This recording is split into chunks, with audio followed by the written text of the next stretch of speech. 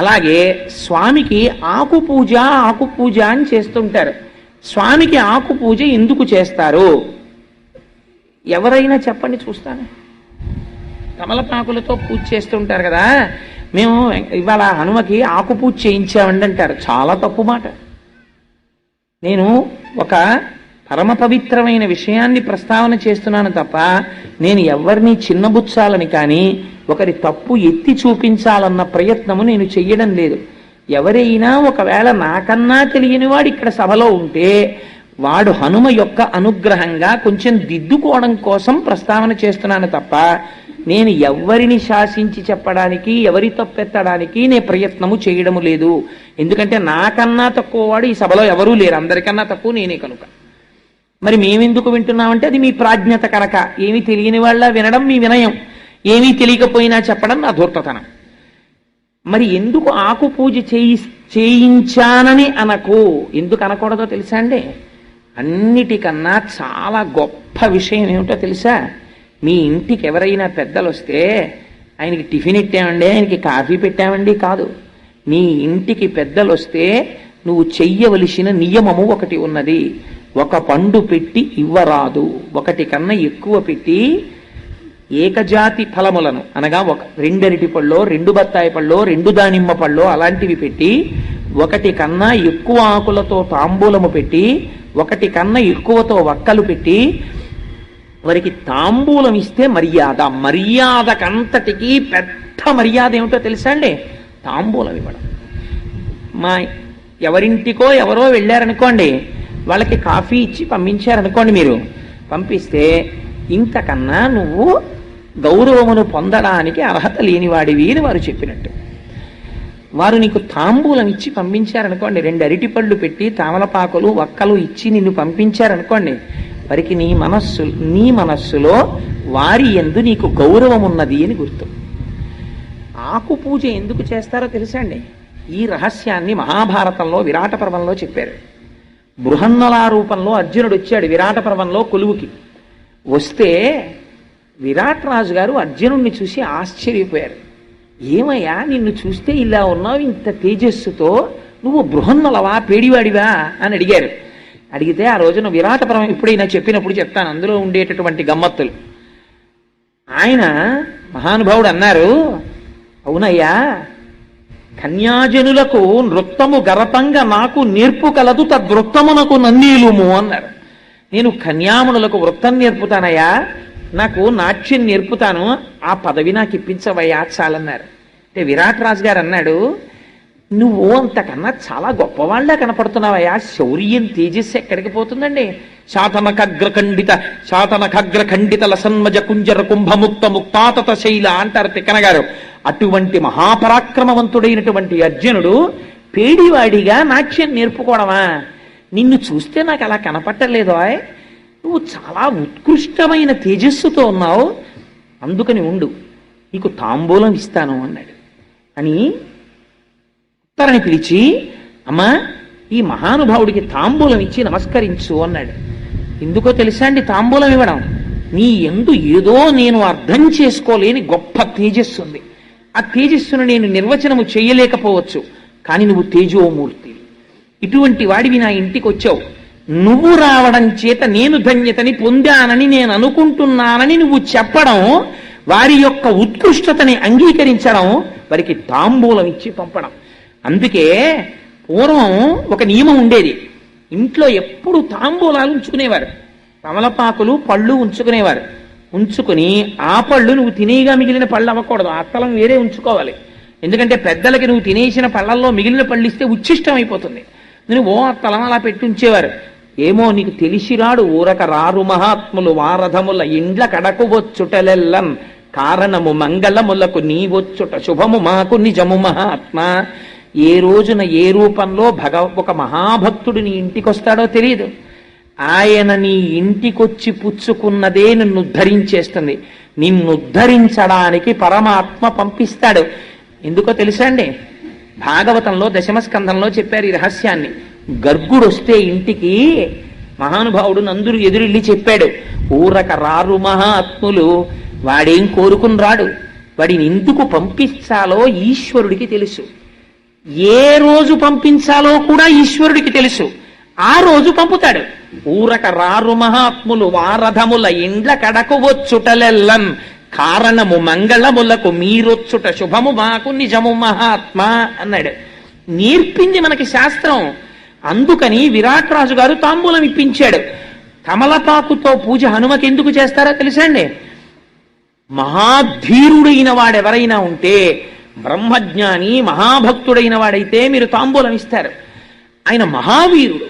హనుమ కన్నా వీరుడు ప్రపంచంలో ఉండడు. ఎందుకని అంటే హనుమకి అసలు ఆయుధం లేదు. ఆయనకి రూపాలున్నాయి.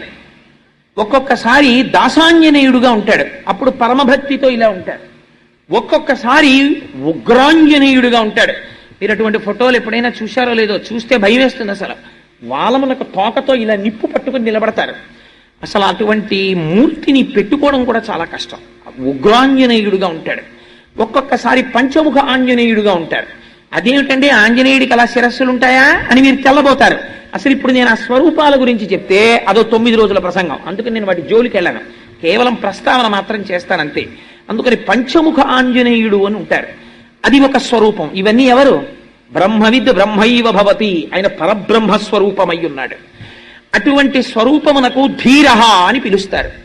అటువంటి ధీరుడు కనుక అందుకే సుందరకాండ ప్రారంభం చేస్తే ధీరస్సలిల కల్పేషు విచచార యథాసుఖం అని మొదలుపెట్టారు మహర్షి.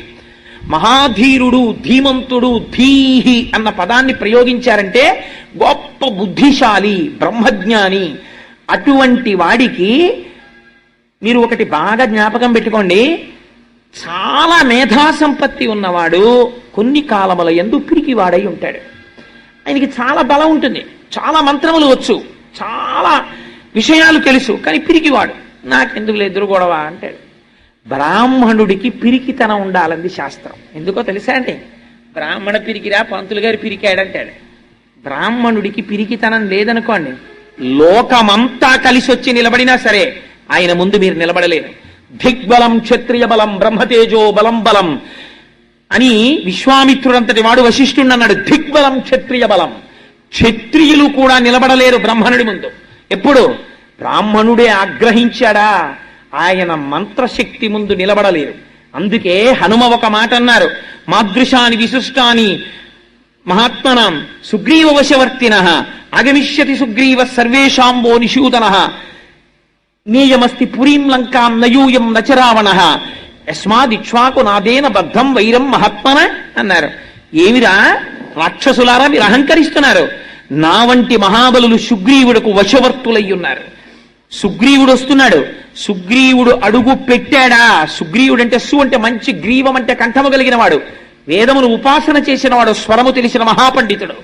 వేదము యొక్క మంత్రముల చేత ప్రతిపాదింపబడిన పరబ్రహ్మ యొక్క స్వరూపమును గుర్తిరిగినటువంటి మహాపురుషులైనటువంటి వారు, బ్రహ్మజ్ఞానులైనటువంటి వాడు, యోగి పురుషుడైనటువంటి హనుమ ఆత్మదర్శనమైన తరువాత, సీతమ్మ దర్శనమైన తరువాత ఈ మాట అన్నారు, నీయమస్తి పురీం లంకాం నయూయం నచరావణః. ఈ లంక లేదు, మీరు లేరు, ఈ రాక్షసులు లేరు, సర్వనాశనం అయిపోతోంది. ఎందుకవుతోంది? యస్మాద్ ఇక్ష్వాకునాథేన బద్ధం వైరం మహాత్మన.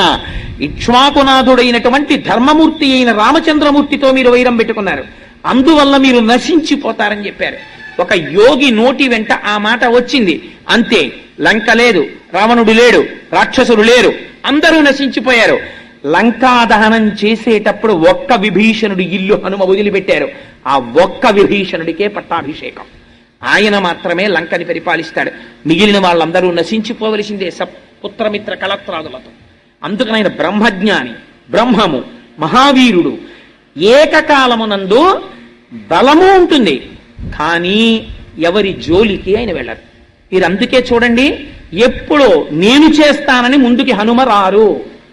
నియంత్రణలో ఉంటుంది, బలం నిగ్రహంలో ఉంటుంది. జాంబవంతుడికే తెలిసి రహస్యం. రామాయణంలో ఆయన వస్తాడు, వచ్చి ఒక్కసారి చెప్తాడంతే, మహానుభావ హనుమ, నువ్వు రక్షించకపోతే ఎవరు రక్షిస్తారయ్యా? ఈ మాట అనాలి. అందుకే అమ్మవారు కూడా, సీతమ్మ తల్లి కూడా, తమస్మిన్ కార్య నిర్యోగే ప్రమాణం హరిసత్తమ హనుమాన్ యత్నమాస్తాయ దుఃఖక్షయకరో భవ. తమస్మిన్ కార్య నిర్యోగే అని 1కి 10 మాటలు. తమస్మిన్ కార్య నిర్యోగే హనుమా నీ వల్లే ఈ పని అవ్వాలి, నీ వల్లే ఈ పని అవ్వాలి, నువ్వు అందుకు సమర్థుడవు, నువ్వు రక్షించాలి అంటారు. అనగానే ఆయన బలమైన తెలుసుకుంటారు. అంతే, ఒక్కసారి పెరిగిపోతారు. ఇంకా ఎంతమంది అవనివ్వండి, ఆయనకు ఆయుధాలు అక్కర్లేదు. అంతే, శిలాభిస్తు ప్రహరత పాదపైశ్చ సహస్రశ అర్ధయిత్వా పురీం లంకాం అభివర్జ్యత మైథిలీం సమృద్ధార్థో గమిష్యాన్ విశతాం సర్వరక్షసాం అని బయలుదేరి రాక్షస సంహారం చేస్తారు, బ్రహ్మజ్ఞానోపదేశం చేస్తారు. కేవలము ఏదో తన యొక్క శక్తి చేత రక్షించడము మాత్రమే కాదు. మీరు జ్ఞాపకం పెట్టుకోండి, హనుమ దగ్గర ఒక గొప్పతనం ఉన్నది. అందుకే ఆకు పూజ చేస్తారు. నువ్వెవరాయనికి ఆకు పూజ చేయడానికి? అందుకే వాక్యమును సరిదిద్దుకోవాలి. ఈనాడు హనుమ నా చేత ఆకు పూజ స్వీకరించి నన్ను ధన్యుణ్ణి చేశారనాలి. ఫలానా వారికి ఇవాళ నేను తాంబూలం ఇచ్చాననకూడదు. వారికి తాంబూలం ఇచ్చుకునే అదృష్టాన్ని వారు నాకు ఇచ్చారనాలి. వారు పుచ్చుకోకపోతే నీ బ్రతుకు ఏమవుతుంది? నువ్వు ఇవ్వలేవు కదా. వారు పుచ్చుకున్నారు, వారు పుచ్చుకోవడం నీ జన్మకు అదృష్టం. అయ్యా ఇవాళ నైమిత్తిక తిథి మేము స్వీకరించామన్నారనుకోండి, వారు నువ్వేమిస్తావు? నువ్వు ఇవ్వలేవు. వారు అనుగ్రహం ప్రసరించిందనుకో, నిన్ను ధరించాలని వారు అనుకున్నారనుకో, నువ్వు ఇచ్చిన తాంబూలం వారు స్వీకరించవచ్చు. స్వీకరించి ఇవాళ వారు ఆశీర్వచనం చేశారనుకో, అది నీ యందు నిలబడిపోతుంది. అందుచేత హనుమ కేవలము శరీర బలంతో రక్షించడమే అని మీరు అనుకుంటున్నారేమో. హనుమ కాలాతీతుడై రక్షణ చేస్తారు. మీకు ఒక్క ఉదాహరణ చెప్తాను. సముద్రమునకు సేతువుని బంధిస్తున్నారు. ఆ సేతు నిర్మాణం జరుగుతోంది. ఏవో చెట్లు తెస్తున్నారు, రాళ్లు తెస్తున్నారు, కొండలు తెస్తున్నారు, అన్నీ తెస్తున్నారు. హనుమ ఏ కొండ దగ్గరికి, ఏ రాయి దగ్గరికి వెళ్ళి దాన్ని కదిపితే అది పులకరించిపోయేదట. అమ్మయ్య చాలు, హనుమ వచ్చి నన్ను ముట్టుకున్నారని. ఇప్పుడు ఏమైంది? ఒక బ్రహ్మజ్ఞాని యొక్క స్పర్శ తగిలింది. రాతిలో ఉన్నటువంటి రాతితనం పోతుంది. అది గమ్మత్తు. పోయి ఒక్కొక్క నాడు ఒక్కొక్క వస్తువు గమ్మత్తుగా పనికొస్తుంది. అందుకే మీకు రాతిని ఉపాసన ఎక్కడ చేస్తారో తెలుసా అండి? చెక్కితే తీసుకొచ్చి గుళ్ళో పెడతారు. సాలగ్రామం అయితే అభిషేకం చేస్తారు. రెండూ కాకపోయినా రాతిని రాతిగా పూజ చేసేది 2 సార్లే. ఒకటి ఉపనయనంలో చేస్తారు, 2 వివాహంలో చేస్తారు. ఎప్పుడు చేశారండి అని మీకు అనుమానం రావచ్చు. సన్నికల్లు తొక్కింది అంటారు. రాయి దగ్గరికి తీసుకెళ్లి కొత్త కోడల్ని తొక్కమంటారు. ఒకసారి శంకరాచార్యులు వారు దిప్పి పొడిచారు సౌందర్యలహరిలో. మా గొప్పవాళ్ళు ఏవయా పరమశివుడు ఇంత సౌందర్యవతి మా అమ్మని వివాహం చేసుకుని తీసుకెళ్లి సన్నికల్లు తొక్కించాడా? మా అమ్మ కాలు నొప్పెట్టదు, గొప్పవాడేలే, భలేవాడికి ఇచ్చాం మా అమ్మని తీసుకెళ్ళని. అంటే ఆయన భక్తి అటువంటిది. అందుకని ఆడపిల్లని తీసుకెళ్లి సన్నికల్లు తొక్కించారంటారు మంత్రంతో. ఎందుకు తొక్కిస్తారో తెలుసా అండి? ఇప్పుడు మనకి ఎందుకు తొక్కించారో మనకి తెలియదు, ఎందుకు తొక్కామో మనకి తెలియదు, తొక్కించిన వాడికి ఎందుకు తొక్కించాడో తెలియకపోతే ఇంకంతకన్నా అదృష్టం ఇంకోట్లేదు. ఎందుకు తొక్కిస్తారంటే రాయి తొక్కినా కదలకుండా అచలమై ఎలా ఉంటుందో, నువ్వు అత్తవారింటికి వెళ్ళినప్పుడు మొట్టమొదట అన్నీ కొత్త పరిచయాలి. అందుకని ఏమొస్తుందంటే ప్రిజడీస్ అంటే నీ అంత నువ్వు నిర్ణయం తీసుకోగలిగిన స్థితి పైకి ప్రచోదనం అవుతుంది. ఎవరో ఒక ఆయన వస్తాడు, ఏ మరిది గారో, వదిన్ని చూసి సంతోషం, ఏదో ఒక బుక్కును జోక్ వేసేస్తాడు. వదిన పట్ల అలా జోక్ వేయకూడదని అతనికి తెలియదు. కానీ నువ్వు వెంటనే ఒక నిర్ణయానికి వచ్చేసావనుకో, రాత్రి ఆయనకి పాలపోంగు. ఆయన దగ్గరికి వెళ్ళి మీ తమ్ముడు ఎలా అన్నాడో తెలుసా, నా మనసు చిన్నబుచ్చుకుంది అన్నావు అనుకో, అన్నదమ్ముల అనుబంధం అది జీవితాంతం ఉండవలసిన అనుబంధం. నువ్వు గబుక్కుని అన్న మాటకి అంత తోడ పుట్టిన వాడి మీద కూడా చిన్న తేడా స్వభావం వచ్చేస్తుంది. ఆయన్ని కన్న తండ్రి గారి మీద నువ్వు ఒక్క మాట గబుక్కునంటే ఆయనకి తండ్రితో విరోధం వస్తుంది. మీ అమ్మగారు పీక్కు తినేస్తోంది, మీకే ఆఫీస్కి వెడతారు అనో మాట అంటే తల్లి పట్ల వికర్షణ వస్తుంది. అలా తొందరపడి నువ్వు నిర్ణయాలు తీసుకుని మాట మాట్లాడి ఆ ఇంట్లో పుట్టిన పిల్లవాడిని, ఆ కుటుంబాన్ని 2గా 3గా భాగిస్తావేమో. నువ్వు ఉండడం వల్ల, నువ్వు వెళ్ళడం వల్ల ఇంకా ఆ ఇంట్లో అన్నదమ్ములు కలుసుకోని పరిస్థితి వస్తుందేమో. అందుకే శాస్త్రమునందు మర్యాదతో ప్రవర్తించాలి. అలా చెయ్యి కుసుమా. రాయి ఎంత కఠినముగా తొక్కినా కదలక లేకుండా ఉంటుందో అలా తొందరపడి నిర్ణయాలు రాకుండా నీ మనస్సు అంత జాగ్రత్తగా ఉండుగాక. ఎందుకని? కోడలే ఆ ఇంటి వైభవాన్ని నిర్ణయిస్తుంది అని మంత్రము చేత మనస్సుకి ఆ శక్తినివ్వడానికి సన్నికల్లు తొక్కిస్తారు. అంత దీర్ఘాయుష్యు రావాలని ఉపనయనంలో గురువు శిష్యుడితో తొక్కిస్తాడు. అటువంటి రాతికి పూజ లేదు. ఆ రాయి మీద ఎప్పుడో ఒక మహానుభావుడు కూర్చుంటే దాని జన్మ ధన్యం అవుతుంది, మళ్ళీ ఆవుగానో పక్షిగానో పుడుతుంది, అది అప్పటి వరకు కదలిక ఉండదు. అటువంటి రాయి ఒక మహానుభావుడు వచ్చి పట్టుకున్నాడు అనుకోండి, ఎంత పులకరించిపోతుంది, అమ్మయ్య నా జన్మ ధన్యమైపోయింది. ఆయన పట్టుకోవడం కాదు, నన్ను తీసుకెడుతున్నాడు. ఎక్కడికి తీసుకెడుతున్నాడు? రామకార్యంలోకి. ఇప్పుడు ఎక్కడ పడేస్తాడు? సముద్రంలో పడేస్తాడు. ఇప్పుడు ఎవరు తొక్కుతారు? రామకార్యం మీద వెళ్లే వానరులందరూ తొక్కుతారు. ఎంత పుణ్యం, ఎంత పుణ్యం అని హనుమ చేత్తో ముట్టుకుంటే చాలని పర్వతాలు రాళ్ళు ఉత్సాహపడిపోయేవిట. ఒక పర్వతాన్ని హనుమ కదిలించారు, ఎత్తి పట్టుకున్నారు, సగం దూరం తీసుకొచ్చారు. దాన్ని తీసుకురాకని రాముడు చెప్పినట్టు అయింది. అక్కడ పెట్టేసి వెళ్ళిపోయారు. వెళ్ళిపోతుంటే పర్వతం ఏడ్చింది, కదలలేదు. హనుమా హనుమా అని పిలిచి ఏడ్చింది. ఏమి ఏడుస్తున్నావు అన్నారు స్వామి. అంటే అన్ని పర్వతాలు తీసుకెళ్లి సముద్రంలో పడేశావు, రామకార్యంలో వినియోగం అయ్యాయి. నేను ఎంత అల్పుడనో, ఎంత పాపభూయిష్టమైన శరీరమో. నిజంగా వాళ్ళు ఎవరో, నేను రామాయణం చెప్పే రోజుల్లో పాట పాడుతుండేవారు, నాకు చాలా గమ్మత్తుగా ఉండేది. ఏదో రాతినైనా కాకపోతిని రామపాదము సోకగా, ఏదో ఆఖరికి సాకలినైనా కాకపోతిని ఆ రాముణ్ణి కనీసం నింద చేసైనా సరే రామనామము చెప్పగా, పక్షులు పశువులు రాముడి గురించి చెప్తుంటే మనిషినై ఉండి కూడా రామనామము చెప్పకపోతిని అని బాధపడుతూ వాళ్ళు పాట పాడుతుండేవారు. చాలా గమ్మత్తుగా ఉండేది నాకు ఆ పాట వింటుంటే. అలా ఒక పర్వతం నేను పడలేకపోయాను సముద్రంలో అని ఏడుస్తోంది. చూస్తే హనుమ వెనక్కి వచ్చారు. ఎందుకు ఏడుస్తున్నావు అని అడిగారు. అడిగితే నన్ను సగం దూరం తీసుకొచ్చి వదిలేశారు, నన్ను తీసుకెళ్లలేదు అంటే నాకు రామాజ్ఞ కింద వినపడింది ఆ పర్వతాన్ని తేకు అని. అందుకు నీ ఏడవకు, నేను కనుక్కొస్తాను, నన్ను ఎందుకు తేవద్దన్నారో స్వామి అని రామచంద్రమూర్తి వెళ్ళి నాకేమిటో మీ ఆజ్ఞలా వినపడింది, ఆ పర్వతాన్ని మధ్యలో వదిలేశాను, యథార్థమనకు మీ ఆజ్ఞ ఉన్నదా, తీసుకురావద్దు అని అడిగారు. అడిగితే స్వామి అన్నారు, అవును, ఆ పర్వతమునకు ఒక మహోత్కృష్టమైన స్థితి ఉంది. కేవలము ఈ పుణ్యం కాదు, ఇంతకన్నా గొప్ప పుణ్యంతో నాకు బిరుదునామాన్నిచ్చేటటువంటి స్థితికి ఆ కొండ ఒక రోజున వస్తుంది. ఎప్పుడో తెలుసా? వచ్చే అవతారంలో నేను కృష్ణమూర్తిగా వస్తాను. ఆ కొండని 7 రోజులు నా చితికిని వీళ్ళ మీద ఎత్తి పట్టుకుంటాను. అప్పుడు నన్ను గోవిందుడని పిలుస్తారు. ఆనాడు ఆ పర్వతానికి నేను పూజ చేయిస్తాను. ఇదిగో ఈ పర్వతానికి పూజ చెయ్యండి అని చేయిస్తాను. అందుకని ఆ పర్వతం చాలా పుణ్యమైంది, దాన్ని కేవలం సముద్రంలోనైనా పడేయడం. హనుమా అందుకని తేవద్దన్నాను. నువ్వు పట్టుకోవడం వల్ల ఇప్పుడు ఆ పర్వతానికి మరింత పుణ్యం వచ్చేసింది. ఎవరు చెప్పుకున్నా గోవిందా గోవిందా గోవిందా అని ఆ రోజున గోవర్ధన పర్వతాన్ని స్వామి పైకెత్తాడని చెప్పుకుంటారు. అంత గొప్పతనం ఆ పర్వతానికి వచ్చిందన్నారు. హనుమ ముట్టుకుంటే, హనుమ స్పృశిస్తే, హనుమతో మాట్లాడితే చాలు ఉద్ధరింపబడ్డాయి మీరు. అందుకే రామాయణాన్ని ఆ కోణంలో పరిశీలన చెయ్యాలి. అందుకే మీరు చూడండి, హనుమతో సంఘం ఉందనుకోండి మీకు.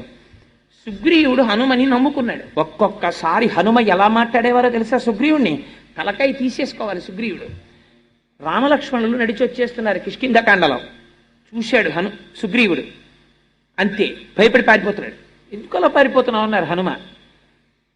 వాళ్ళని చూస్తే చూడు ఎలా ఉన్నారో, చాలా తేజోవంతులుగా ఉన్నారు, నన్ను చంపడానికి మా అన్న పంపించి ఉంటాడు, అందుకని పారిపోతున్నానన్నారు. అంటే హనుమ అడిగారు, రేపు పొద్దున్న రాజ్య పరిపాలన చెయ్యవలసినటువంటి ప్రభువుకు ఉండవలసిన లక్షణం ఏదైనా ఉందా నీలో? ఇంత పిరికితనమా? వచ్చిన వారెవరో తెలుసుకోకుండానే పరుగులు పెడుతుంటావా? ఏమిటి దైన్య బుద్ధి, సిగ్గుగా లేదు నీకని అడిగారు. అడిగితే సుగ్రీవుడు అన్నాడు, అయితే నువ్వు వెళ్ళి కనుక్కొస్తావా వాళ్ళు ఎవరో అన్నాడు. అని మళ్ళీ ఎంత అనుమానం అంటే, నువ్వు హనుమగా విడితే నాకు భయం, వేషం మార్చుకుని వెళ్ళన్నాడు. తన ప్రభువుకి నమ్మకం కల్పించడం కోసమని తాను పరివ్రాజకుడిగా మారి రామలక్ష్మణుల దగ్గరికి వెళ్ళారు. వెళ్ళి ఇలా చూడగానే వీళ్ళ దగ్గర దొంగ వేషాలతో మాట్లాడక్కర్లేదని మళ్ళీ వానరం అయిపోయాడు. అయిపోయి మాట్లాడి తన ప్రభువు దగ్గరికి వచ్చినప్పుడు నువ్వు అలా వెళ్ళి మాట్లాడేసావు, వాళ్ళు గుర్తుపట్టేసి అలా ఉంటారని మళ్ళీ పారిపోతాడేమోనని మళ్ళీ పరివ్రాజకుడిగా వచ్చాడు. ఏమి బుద్ధిమతాం వరిష్టం అండి. ఆయనతో సంఘం ఉంటే చాలు బ్రతికించేస్తారు. రామలక్ష్మణుల్ని తీసుకెళ్లి సుగ్రీవుడికి స్నేహం చేయించారు, అంతే సుగ్రీవుడికి పట్టాభిషేకం అయిపోయింది. అప్పటి వరకు తాను ఏ భార్యని విడిచిపెట్టి ఉన్నాడో ఆ రుమతో మళ్ళీ తిరిగి జీవించేటటువంటి అదృష్టాన్ని పొందాడు. పోయిన పట్టాభిషేకం మళ్ళీ తిరిగి కలిగింది, రాజ్యం వచ్చింది, అధికారం వచ్చింది, పోగొట్టుకున్న భార్యని తిరిగి పొందాడు. ఎవరి వల్ల? ఒక్క హనుమ పక్కన సచివుడిగా ఉండడం వల్ల అంగదుడితో కలిసి దక్షిణ దిక్కుకు వెళ్ళారు. వెడితే అంగదుడు అనరాని మాటలన్నీ అన్నాడు సుగ్రీవుణ్ణి. నాకేం యవరాజ్య పట్టాభిషేకం కావాలని చేశాడనుకుంటున్నావా? అంత ప్రీతి నా మీద ఏం లేదు. మా నాన్నని చంపేశాడు, నేనంటే చాలా కోపం. రాముడు నాకు యవరాజ్య పట్టాభిషేకం చెయ్యమన్నాడు కాబట్టి చేశాడు. ఎప్పుడు అవకాశం దొరుకుతుందా చంపేద్దామని చూస్తున్నాడు. ఇప్పుడు 4 రోజులు టైం అయిపోయింది కదా, వెనక్కి ఎడితే నన్ను చంపేస్తాడు. మా పిన తండ్రి సంగతి నీకేం తెలుసు, నేను రాను ప్రాయోపవేశం చేస్తానన్నాడు. నిజంగా మాట్లాడడం అంటే ఏమిటో మీరు హనుమ దగ్గర తెలుసుకోవాలి. ఆయన అన్నారు, ఏమిటో విర్రడివి ప్రాయోపవేశం చేస్తానంటే వీళ్ళందరూ నీ వెనకాల వస్తున్నారని ప్రాయోపవేశం చేస్తానంటున్నావు. వీళ్ళందరూ నీతో ప్రాయోపవేశం చెయ్యరు. వీళ్ళకి 3 రోజులు 4 రోజులు అయిపోయిన తర్వాత మళ్ళీ భార్య బిడ్డలు గుర్తొస్తారు. చంపితే చంపేళ్ళవా, అక్కడికి పోయి వాళ్ళని ఒకసారి మొహం చూపించి అక్కడే చచ్చిపోతాం, ఎందుకు వాళ్ళకు ఉన్నామో లేమో తెలియకుండా ఇక్కడ పడుండి ఎందుకు వచ్చిన జీవితం అని వెళ్ళిపోతారు. అప్పుడు ఒక్కడికి మిగిలిపోతావు. చీమ చిటుక్కుమంటే భయం, రామలక్ష్మణుడు బాణం వేసేశారేమో అని. ఈ పర్వత గుహని డొల్ల చేసేస్తాయి లక్ష్మణ బాణాలు. నువ్వు ఎక్కడ దాక్కున్నా విడిచిపెట్టడు. నువ్వు శరణాగతి చేశావా వదిలిపెట్టేస్తాడు. అందుకని రామలక్ష్మణుల యొక్క బాణముల ధాటి నుంచి తప్పుకుందామని అనుకోకు అంగదా. వెనక్కి రా, కార్యం మీద బయలుదేరు, నా మాట విను, సముద్ర లంఘనం చేద్దాం బయలుదేరమని తీసుకెళ్లారు. హనుమతో సంబంధం, హనుమ మాటలు, హనుమ స్తోత్రం మిమ్మల్ని ఉద్ధరించేస్తాయి. మీకు ఇవాళ ఇంత పరమ పవిత్రమైనటువంటి రోజు కాబట్టి మీకు ఒక యథార్థమైన విషయం జ్ఞప్తి చేస్తాను.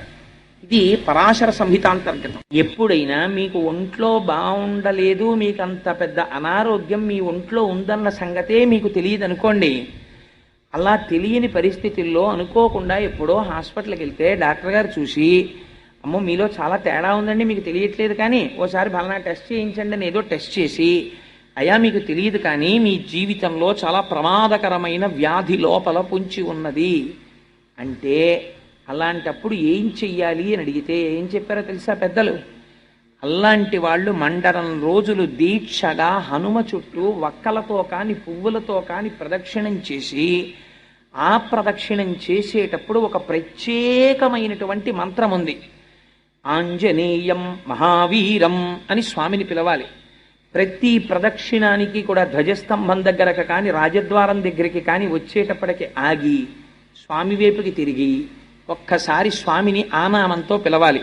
ఆంజనేయం మహావీరం బ్రహ్మ విష్ణు శివాత్మకం.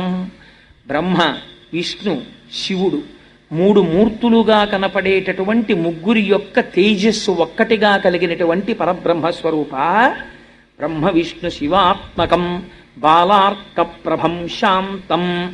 బాలసూర్యుడు ఎలా ఉంటాడో అటువంటి కాంతితో వెలిగిపోయేటటువంటి స్వరూపమున్నవాడా, పరమ శాంత స్వరూపమైనటువంటి వాడా,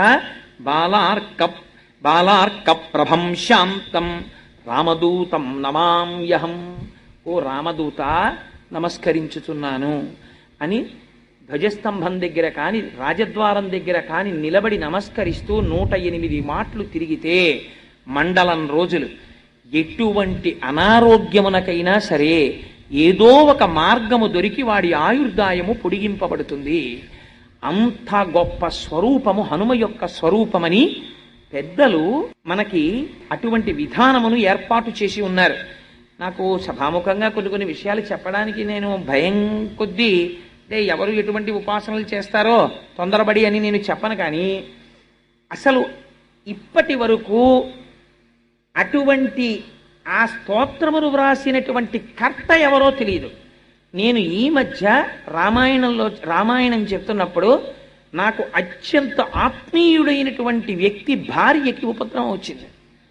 వస్తే నేను సుందరకాండ చెప్పేటప్పుడు నేను ఎప్పుడు నాకు వ్యక్తిగతంగా కష్టం వచ్చినప్పుడు కూడా నేను స్వామిని అటువంటి స్తోత్రాలతో అడగలేదు. ఆ కష్టాన్ని తట్టుకునేటటువంటి శక్తిని నాకు ఇమ్మని అడిగేవాడిని అంతే.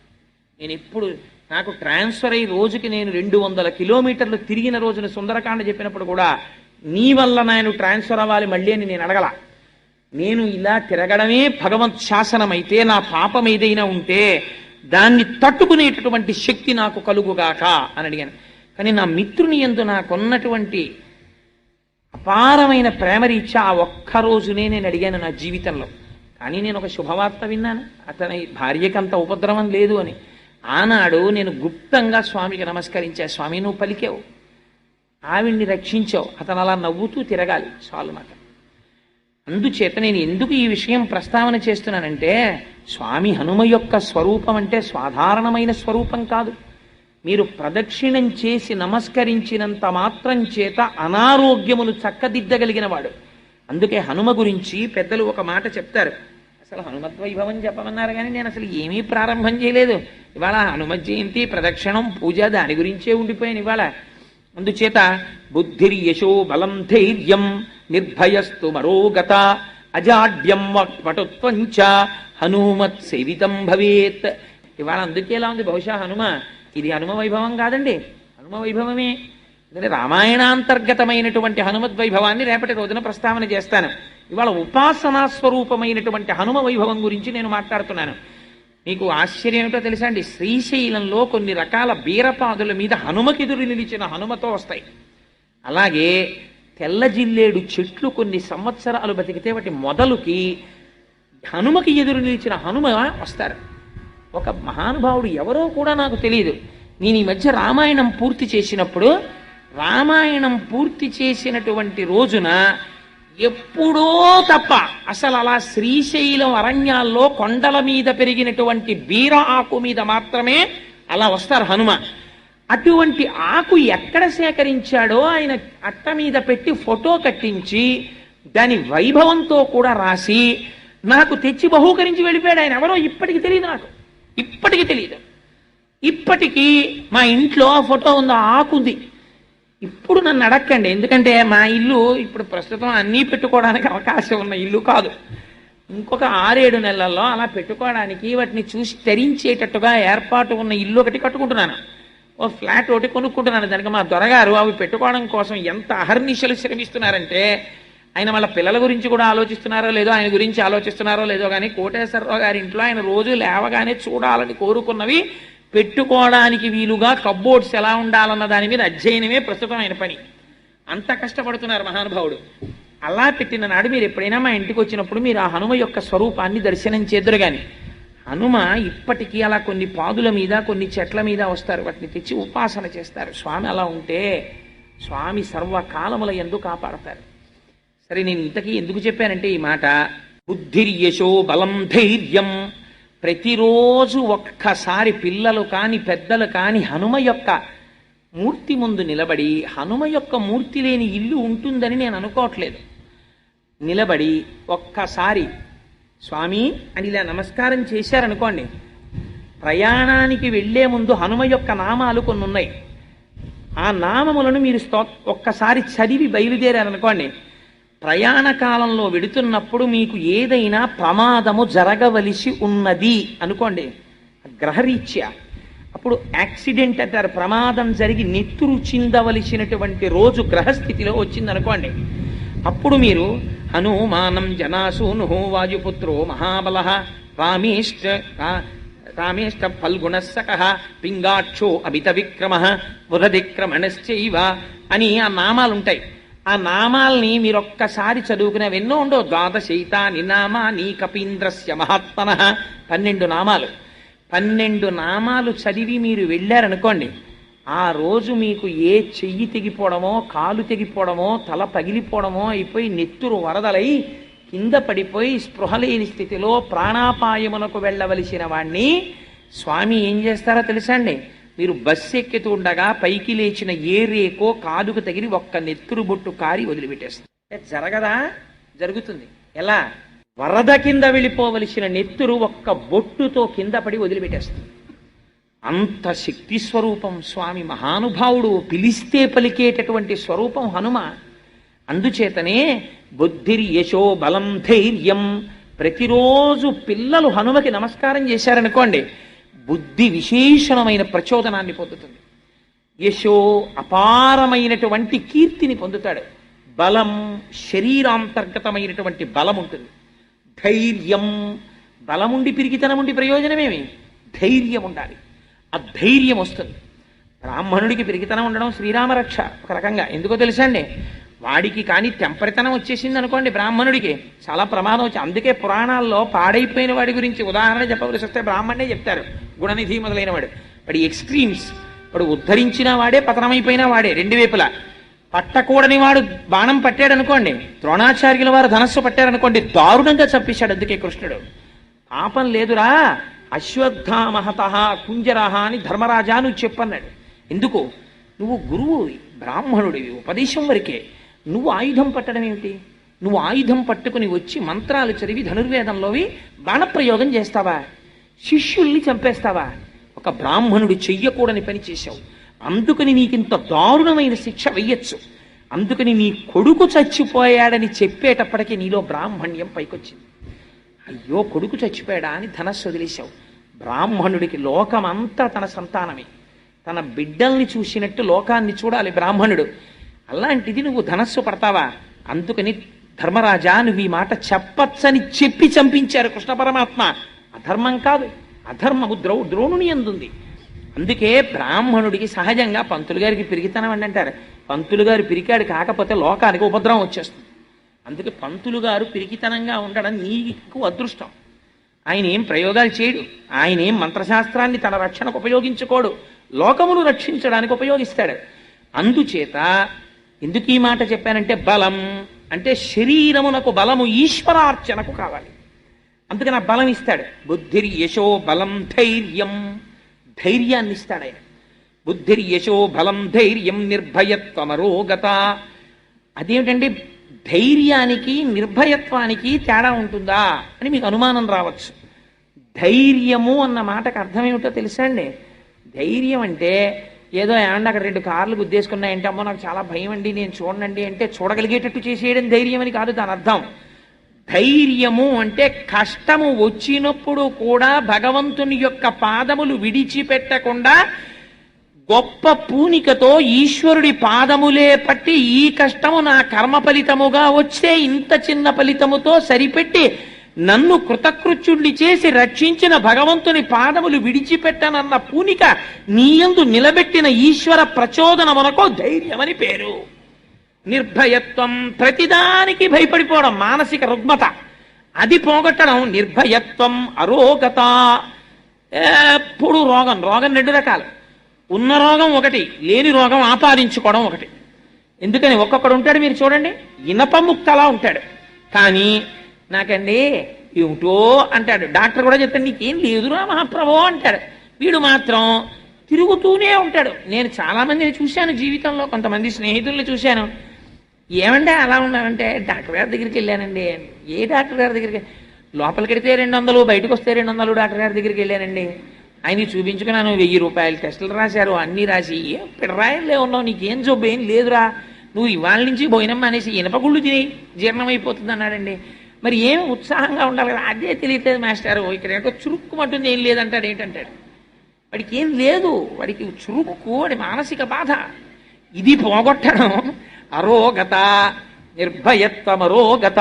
అజాడ్యం, జాడ్యం లేకుండా చేయడం, అది అంతకన్నా ప్రమాదం. అంటువ్యాధి 2 రకాలు. ఒకటి తనంత తానుగా వచ్చిన అంటువ్యాధి, రెండోది ఇంకోడికి అలా చేసేస్తాడు వాడు. ఒక్కొక్కడు ఉంటాడు, వాడి సాన్నిహిత్యంలోకి వాడి స్నేహంలోకి మీరు వెళ్ళారనుకోండి, మిమ్మల్ని పిరికివాడిని చేసేస్తాడు, మిమ్మల్ని నాస్తికుణ్ణి చేస్తాడు, మిమ్మల్ని పనికి మాలిన వాడిని చేస్తాడు. ఎందుకని వాడి ప్రసంగం యొక్క ధాటి ఎటువంటిది, వాడు మిమ్మల్ని ఉద్ధరించాడు, పతనము వైపుకి తీసుకెళ్ళిపోతాడు. ఇలాంటి దిక్కుమాలిన ఆలోచన మనస్సు ఎందు లేకుండా చేయడం అజాడ్యం. వాక్పటుత్వంచ, వాక్పటుత్వం అంటే సభలోకి వెళ్ళి గంటలు మాట్లాడడం కాదు.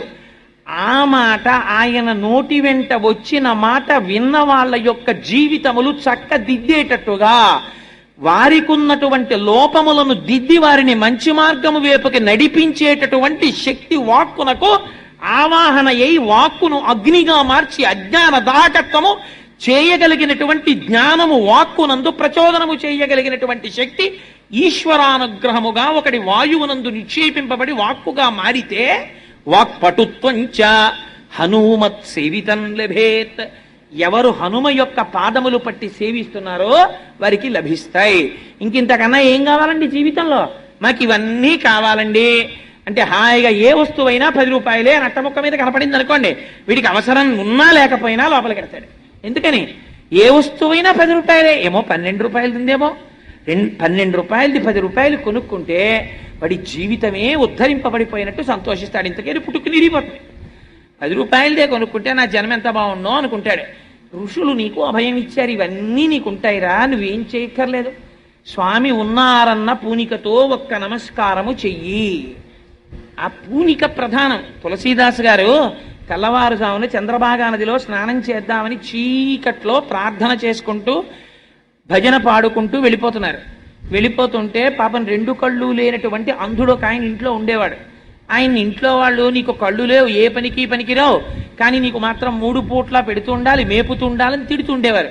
ఎందుకు ఈ జన్మ, ఆత్మహత్య చేసుకు చచ్చిపోదామని చెప్పి ఆయన బయలుదేరి చీకట్లో ఎవరూ చూడకుండా, మనకి తెల్లారకట్ట లేచి సంధ్యావందనం చేయాలంటే తెల్లారకట్ట బాగా నిద్రపడుతుంది. 4 గంటల నుంచే బాగా నిద్రపడుతుంది చాలా మందికి. చూడండి, 3 వరకు నిద్రపట్టదండి, 3కి నిద్రపడుతుంది, పాలవాడు వచ్చేస్తామని బాధపడతాడు వాడు. ఎందుకంటే మరి పాలవాడు రూపంలో వచ్చి వీడిని లేపాడు అనుకోడు. అప్పుడు పడుకుంటేనే బాగా నిద్రపడుతుంది వాడికి. సో నేను ఎందుకు చెప్పానంటే ఈ మాట, ఇంతకీ తెల్లవారుజామున చంద్రభాగా నది ఒడ్డున పాపం తిరుగుతూ స్నానం చేద్దామనుకున్నటువంటి ఆ తులసీదాస్ గారు అనుకోకుండా ఆత్మహత్య చేసుకుందామని చెప్పి వచ్చిస్తున్నటువంటి వ్యక్తిని గుద్దేశారు. ఆయన పడిపోయాడు. పడిపోతే తులసీదాస్ గారు చూసి ఆయన్ని పైకి లేపి అన్నారు, నాయనా నేనంటే ఏదో భజన స్తోత్రం పాడుకుంటూ చూడలేదు, నువ్వైనా చూడలేదా నాయనా, చూడవయ్యా అన్నారు. అనేటప్పటికీ ఆయన కళ్ళు వచ్చేసాయి. మహానుభావ మీరు చూడండి అనేటప్పటికీ కళ్ళు వచ్చాయి. ఆయన పాదాల మీద పడి నమస్కారం చేశారు. నదిని దాటి రాత్రులందు శత్రువులు వస్తారేమో అని పహరా కాస్తున్నారు సైన్యం. వాళ్ళు చూశారు. చూసి గబగబా వెళ్ళి పాదుషాకి చెప్పారు, ఏమి అద్భుతం, తెల్లవారుజామున తులసీదాసు గారు చంద్రభాగా నది ఒడ్డును తిరుగుతూ అక్కడ కనపడినటువంటి ఒక అంధుడిని గుద్దేసి చూడమంటే కళ్ళు వచ్చాయన్నారు. వెంటనే పాదుషా అన్నాడు, తులసీదాస్ గారిని సభకి తీసుకురండి అన్నాడు. తీసుకొచ్చారు. తీసుకొస్తే తులసీదాస్ నువ్వేవో కొన్ని గారడీలు చేస్తావుట కదా, చెయ్యి అన్నాడు. అంటే తులసీదాస్ గారు అన్నారు, నాకు గారడీలు చెయ్యడం అలవాట్లేదు, నేను గారడీ చేసేవాడిని కాను. అంటే ఆయన అన్నాడు, నువ్వు తెల్లవారకట్ట ఎవరో కళ్ళు లేని వాడిని చూడు అంటే కళ్ళు వచ్చేయట కదా, అలాంటివి కొన్ని ప్రదర్శించి ఇప్పుడు అన్నారు. నేను ప్రదర్శించడం ఏమిటి? అనుకోకుండా నా నోటి వెంట వచ్చినటువంటి మాట అబద్ధం కాకూడదని సత్యం చేసిన వాడు భగవానుడు.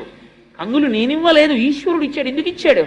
వీడు చూడు అన్నాక కూడా వాడు చూడలేకపోతే వీడు అన్న మాట వ్యర్థమైపోతుందని నా మాట నిజం చెయ్యడానికి ఈశ్వరుడు అనుగ్రహించాడు. అది మరిచిపోయి నన్ను గారడీ చేయమంటాయేంటి? అలా చేసేవాడిని నేను కాను. అలా నేను ఏదో వేళంబరానికి అవి ఇవి చెయ్యను. అది ఆనాడు నా నోటి వెంట అప్రయత్నంగా వచ్చింది. ఆయనకి కళ్ళు లేవన్న విషయం కూడా నాకు తెలియకుండా వచ్చింది. కానీ వీడి నోటి వెంట వచ్చిన మాట అబద్ధం కాకూడదని స్వామి చేశాడు. అంతేగాని అస్తమానం నేను అలా చేస్తానే, అది తప్పు, నేను చేయనన్నాడు. నేను చెప్పినా చేయవా అన్నాడు. నువ్వు రాముడి కన్నా గొప్ప, నేను చేయనన్నాడు. అంటే నేను చెప్పినా వినటం లేదు కనుక కొరడాలతో కొట్టండి అన్నాడు. అహంకారం అనేటప్పటికీ చుట్టూ ఉన్నటువంటి ఆ సైన్యం వచ్చారు, కొరడాలు పట్టుకుని తులసీదాస్ గారిని కొట్టడం కోసమని కొరడాలు పైకెత్తారు. అప్పుడు తులసీదాస్ గారు హనుమాన్ చాలీసా చేశారు. మహానుభావుడు స్వామి హనుమ మీరున్నారు, నన్ను రక్షించి తీరుతారని మనస్సులో హనుమది ఉపాసన చేస్తూ తులసీదాస్ గారు చాలీసా చేశారు. చాలీసా చెయ్యగానే పరమ సత్యం ఏమిటో తెలుసా అండి? పాదుషా కోట నిండా ఎక్కడ చూసినా కోటలే, గోడల మీద కోతులు, గవాక్షంలో కోటలు, కిటికీల మీద కోతులు, ఎక్కడ చూసినా కోతులు, పెద్ద పెద్ద బంగారు నేత్రములు మెరిసిపోతూ మహోగ్రంగా నిలబడ్డాయి. ప్రతి సైనికుడి చేతిలో కొరడాని ఆయుధాలని కోతులు పట్టేసుకున్నాయి. ఆఖరికి కొడదామని వచ్చిన వాళ్ళ చేతుల్లో కొరడాలు కూడా లాగేశాయి. ఆయన పరవశించిపోతూ చాలీసా చదివేస్తున్నారు. అప్పుడు పాదుషా మొఘలాయి సామ్రాజ్యంలో డెనాసిటీలో ఎప్పుడూ జరగలేదు. తను కూర్చున్నటువంటి సింహాసనాన్ని విడిచిపెట్టి పారిపోయాడు లోపలికి.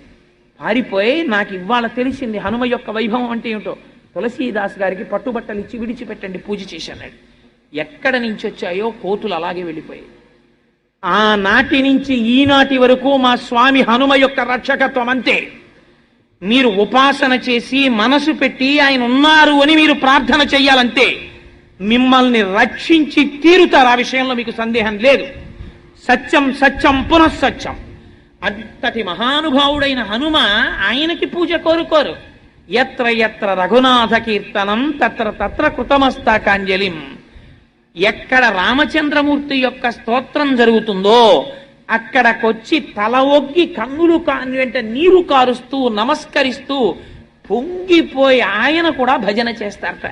ఇవాళ పరమపావనమైనటువంటి రోజు హనుమ జయంతి కనుక మా స్వామి సంతోషపడిపోయేటట్టు మనందరం కలిసి హనుమ గురించి రామచంద్ర ప్రభువు గురించి ఒక్క 5 శ్లోకాలు, మీకు తెలియనివి కావు కొత్తవి కావు, నేను చెప్తాను మీరు చెప్పండి. మన జన్మ ధన్యం చేసుకుని ప్రసాదం స్వీకరించి బయలుదేరుదాం. రేపటి రోజున రామాయణాంతర్గత హనుమద్వైభవము అన్న విషయం గురించి మాట్లాడతాను. మీరు ఆ రోజు వేసిన ప్రశ్న ఒక రోజు ఉపన్యాసం అంతటినీ తీసేసుకోండి. అయినా మంచి మాటలే మాట్లాడాం కదా, మీకు తృప్తి అని నేను అనుకుంటున్నాను. కూర్చోండి హాయిగానే. అందరూ చెప్పండమ్మా ఈ 5 శ్లోకాలు. గోష్పదీకృతవారాసిం